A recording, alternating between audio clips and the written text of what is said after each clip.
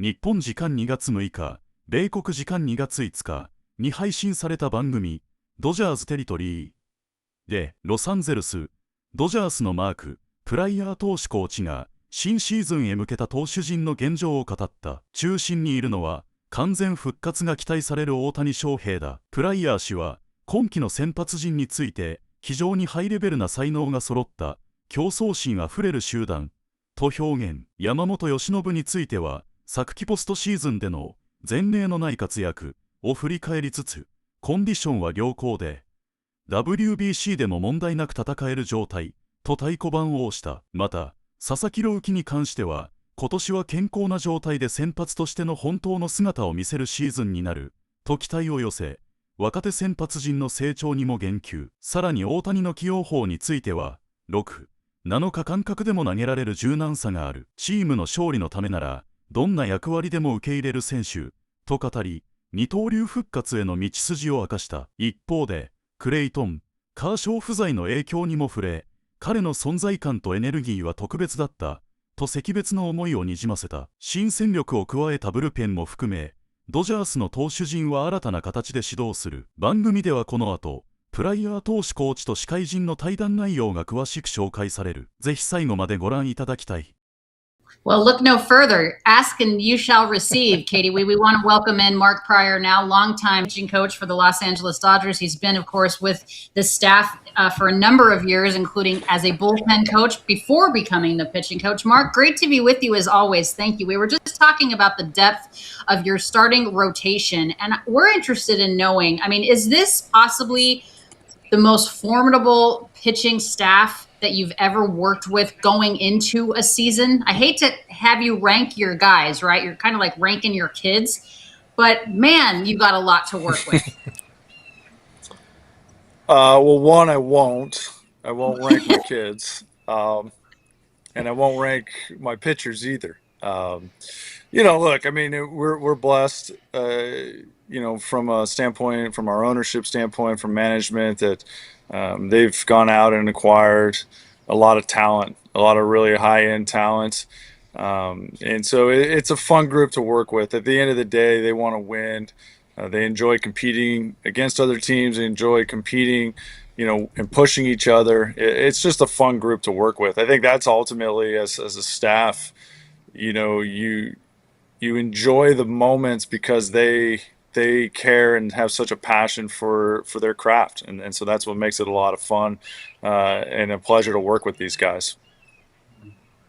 Mark, hi, my name's Katie. You'll meet me officially next week down at Camelback Ranch, but thanks so much for joining our show. I wanted to ask a little bit about Yamamoto, because we know he's going to go play in the WBC for Team Japan. He also had that heroic, monstrous performance for you guys in the World Series last year. When you're looking at workload, and we touched on this a little bit earlier, is he maybe still a little bit tired from his performance last year? Is this something where you're going to be monitoring his workload because he pitched so extensively so late for you guys in the season? What's the plan for him to start spring? Well, I mean, that's the nature of the WBC. There's no perfect time to have a tournament like this, but this is where the schedule falls. And so Yama's been, getting ready for his 2026 season, since, he kind of picked up from his rest after the World Series. He's in a great spot. He feels good. He wouldn't do this if he wasn't feeling good. He made that very clear, I think, to ourselves as well as to Japanese officials, that he needed to make sure and kind of take stock on where he was at. He feels great. I mean, I think what he did last year in the playoffs was unprecedented. But I think he's in a good spot right now. And as from a workload standpoint, he's prepared. We'll get him ready to go out and be able to compete in the WBC. And then once, because of the limitations that are set forth kind of in the parameters that they have for pitchers, it's not that much different from standpoint of what it would be with us. Obviously, the intensity and the magnitude of those games is going to be more, so it's hard to account for that. But he's going to be in a good spot, and he'll be ready to go once the season starts. He's a unique individual. He takes unbelievable care of himself. Last year was special to watch him, navigate his season. and ultimately, reach the pinnacle at the end and doing some things that's, I know it's been said, like, probably won't see again. And he wanted to win just as much as anybody, and he just, he felt like he was in a position to do some things that were extraordinary. Yeah, special stuff from him. And if he's the type of dude who needs a blow either early in the season or later in the season, the good thing is you guys got a lot of arms. You got a lot of bodies there, very high end, a lot of talented dudes. We are entering year 2 of Roki Sasaki. Obviously, a lot to build on for the dude. The ceiling is very high, and we've heard a lot so far over the last, really, I guess, weekend. He's working on adding a little bit, a few wrinkles to the pitch mix, maybe a little bit of a cutter, a little bit of a two-seamer. What are those kind of conversations looking like as we try to make, build Roki into a high quality major league starter? We've seen him do it as a reliever, of course, but building him into a starter, and how do you make the cutter and two-seamer not necessarily affect that splitter forkball? Yeah, I mean, I think you touched on it there at the end. I mean, it's ultimately he has a high velocity fastball when he's right, and he has that nasty, split finger pitch.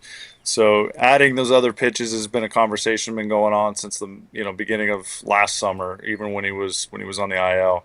But you don't want to take away from what his strengths are. So it'll constantly be not managed, but monitored more, just so that we're not pulling back from the other things.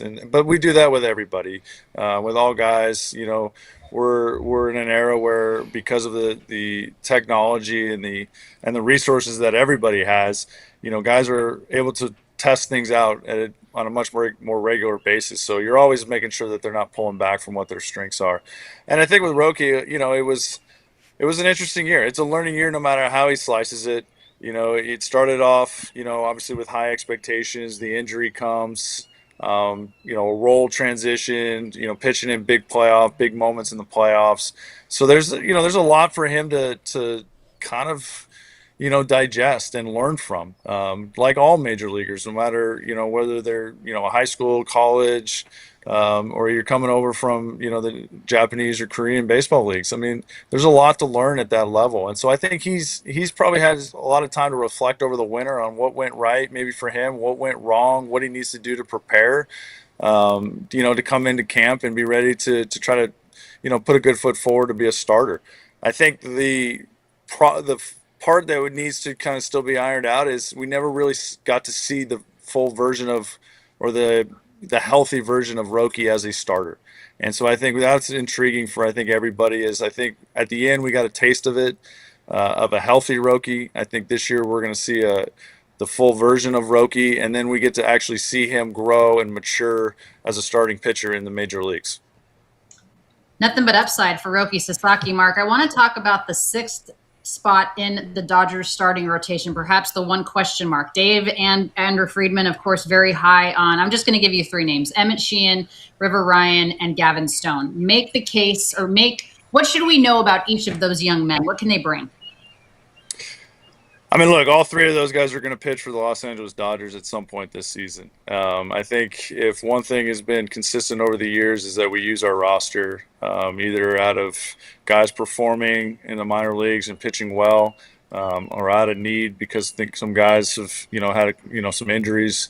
All 3 of those guys I think are going to impact our roster to win, and how and in what degree. I can't tell you that. The one thing that I think that I've learned now going into my, I don't know, 7th season or 8th season, whatever it is, every year's been different, but we've been consistently knowing that we do need starters at some point. And so I think with Gavin Stone, I mean, you look at a guy 2 years ago who you could probably say was kind of almost like our bedrock in our rotation at the time. The guy all the way through August was one of our most consistent pitchers.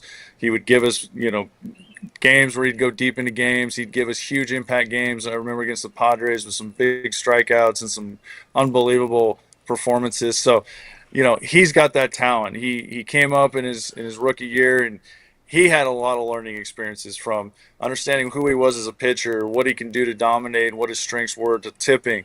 And then that coming back in that, 24 season, what he did was unbelievable. So I expect him to, probably we'll have to figure out where he's at. He was just because of the timeline, he never really got out to pitch a whole lot. So we'll kind of see whether or not where we're at with him from a standpoint at the end of spring and how he competes. Emmett Sheehan did what he did last year. I mean, coming off of Tommy John, he got thrown right into the fire. I think it was against the Giants in a game, and he stepped up big time. He had a lot of big performances down the stretch, and a lot of games where I think he was key to our success, where we started picking up and really started firing on all cylinders. So he's going to be in that mix for sure. And then River Ryan, look, I mean, we only got to see a taste of him that year. He came up for us out of necessity, and that game he threw against the Astros was unbelievable. And I don't think any of us, we knew the stuff was there, but for him to put it all together in that one performance, I think that's the ceiling that you're looking for. And I think it's, in all accounts, he finished off his rehab progression last year. He's bigger, he's stronger. I think he understands what it takes to prepare to pitch at this level. So I think we're all excited to kind of see a little bit more of him, just because we didn't see a lot of him the last time. But excited to see him in a much more extended look this year. And again, I think all three of them are going to impact. It's just hard to pinpoint when that's going to be and how. Mark, when you look at how this roster is shaping up, it's the first time that you are slated to have a full two-way Shohei Ohtani.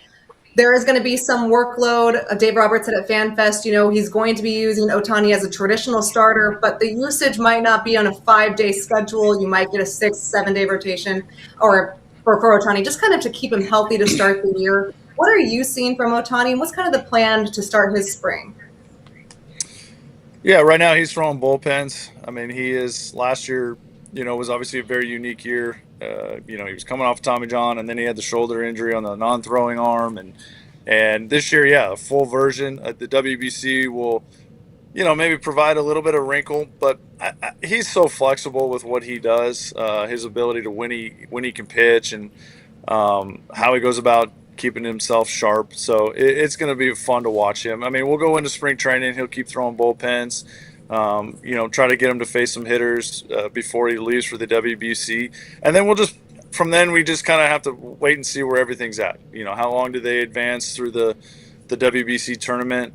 And then his ability to continue to maintain throwing off a mound, or even if he can be able to face hitters while he's gone. If he can, that's great. If not, then we'll deal with it when we get, when he gets back to us and returns to the team. The fun part about Show is, he'll pitch as long as he knows when he's pitching. He'll pitch whenever. If it's 6 days rest, if it's 8 days rest, if it's 3 days rest, he's willing to do what he needs to do to help this club win ball games. And so we'll just kind of plan it out and kind of go day by day like we always do. When we're in kind of these unorthodox situations where you can't just map out, the next 4 weeks. And we talked a lot about the starting rotation. We know that's going to be the elite. We expected a lot out of the bullpen last year. Definitely struggled to find its footing. Now you add Edwin Diaz at the back of that the back end of that bullpen. You're hoping for probably more of what you expected out of Tanner Scott entering the season. Kyle Hurt in the mix. Bruce Dargrad are all back. We'll probably talk more about them in a little bit. But what do you like about this bullpen unit heading into the new season? Could you say it's the best bullpen in baseball, or they have that potential? Well, I mean, bullpens are unique. I mean, it kind of ebbs and flows year to year and season to season.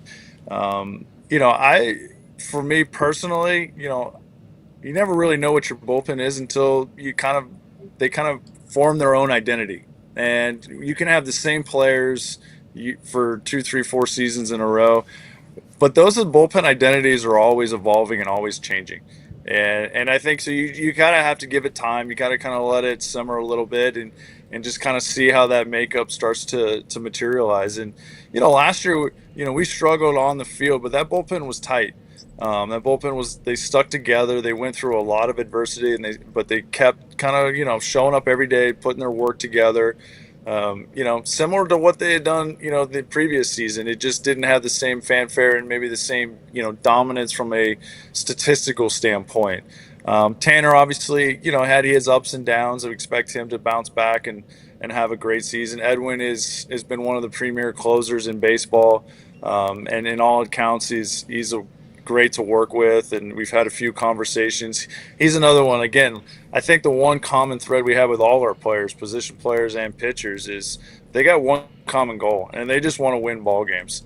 I think they're at a point in their careers where a lot of them feel very confident in where they stand in the game, and so they're all about what can they do to help their team win ball games. But back to the bullpen, I think we have a lot of talented arms that can do a lot of different roles. Edwin, obviously at the back end, going into the season is going to definitely shorten the games from our starters to the finishing the games. And then you start adding Trinan's going to have a great year. Vessi's going to have a great year. Scott, you got Klein. I mean, you got so many names with so much talent in there. And I think once we get through those first 6 weeks and you kind of start seeing what that identity is, then it's up to them to kind of gel together and come together and do their jobs. But it's lining up to be, it could be a pretty fun group to watch them go in and go out to work night in and night out. They got a lot of talent, and they pull for each other, and they're very close. One guy I wanted to expand on ever so slightly before we let you go is a dude I'm super high on. I mean, I think this guy just got closer makeup, even though he's kind of been a starter, but I'm going to call him Big Haas, Kyle Hurt. What do you think about a potential role for him heading into the spring? I'm telling you, if there's somebody I want with me in a bar fight, it's Kyle frickin' Hurt. Dude is a beast. But what do you like about Kyle Hurt? I would hope that he's not in a bar fight. Let's start there. Don't use the right hand. Yeah. Well, look, I mean, Kyle he's another one. Again, we got big boy stuff out of him with his fastball and his changeup. Another guy that we saw, I guess I'm dating myself. I guess it was at the end of the 24 season. Kind of what was going on with him, or maybe it was the 20. My years are all starting to blend together. But we saw what he did against the Padres late in the year. 1 year, and you saw the skill and the talent and just the raw stuff. And when you start seeing really good big league hitters, Machado, Cronenworth at the time, Tatis, and you see what he's making them kind of take those awkward swings, then something's in there and something's real. And unfortunately, he had the injury that came up, but he's another one. I think you can put him in any role. I think he's a guy who can go in and he could be a setup guy in the 8th inning if you need him, and that's the way the game dictated. I think he could get you out of trouble in the 5th or 6th inning if that's the way the game calls for it. I think he can give you multiple innings as well. I think he has that ability, and that's the one nice thing about, I think, all our guys. Clearly, Edwin's going to be probably at the back end. Tanner's going to be mostly, kind of like 1 inning at the back end. But all our guys, they're all, they can adjust and they can adapt to whatever the game is asking out of them or what the team is in need of. And so that's something that has been built with our culture. And I think it goes back to, almost the 2020 season. And it starts with Blake. He kind of started that. And then you kind of have guys, Daniel Hudson and Kenley. They all kind of built on it and they all kind of compounded on each other. But they're all adapt to whatever was needed for us to win a ball game. And I think that's been the beauty to watch this team. It's not about what do I need to do or what do I need what role do I need to be in. They just need to know, like, am I available today or am I not? And then they're ready when the phone rings. And it's, again, that doesn't happen everywhere. I know it happens other places, but it's a nice, as a staff and as a coach, it's nice to watch these guys pick each other up and support each other, because that's what makes it fun and makes it a lot of fun to go out there and win ball games together. Yeah, take the ball whenever the phone rings. Before I let you go, a 2-part question. How strange is it going to be for you, Mark, to not have Clayton Kershaw in some form or fashion in your starting rotation? And Andrew's really chomping at the bit for Clayton to start working with you guys. Are you making any phone calls to number 22? Like, hey, come out of retirement early, come work with us? What's that going to be like? Well, it's definitely going to be different without him. There's a lot of things that have been said that I don't need to repeat. I mean, but it's going to be different without his presence. He is. You've been around him enough, and you've seen it. He has a presence on what he does to prepare. I think that everybody's documented that. But he's also an energy giver when people don't realize it or don't see it. I mean, this guy, when road trips are getting long or it's early nights or a quick turnaround, Sunday day games, this guy will get people going. This guy will get people, Clayton will get people motivated. He would always bring energy. And, you know, it's going to be different. It's going to be a little quieter in the weight room. The music's going to be a little softer. He had some good tunes. So I'll be missed seeing him around. I feel very blessed and fortunate that I had a chance to just, you know, be a small part in his career. And he taught me so much about how to be a coach. You know, it's not always a linear path and a linear job, and you got to communicate through a lot of different things. But he was a pleasure to work with, and it is going to be. But that being said, Clayton will never be gone. He's always around. He'll be texting, and you know, he's doing this pseudo unretirement thing for the WBC, and I'm extremely happy for him. I know he was bummed he couldn't pitch the last time, so I think everybody's extremely excited to see him pitch and get a chance to represent the U.S. Because that's a special thing, and for him to actually have this chance and this opportunity now, I think caps everything off.